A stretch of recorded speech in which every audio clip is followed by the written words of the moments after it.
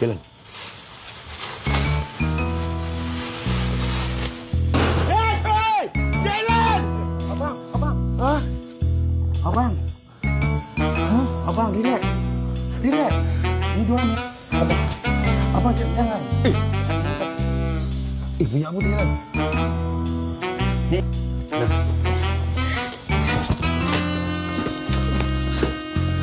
Abang relax.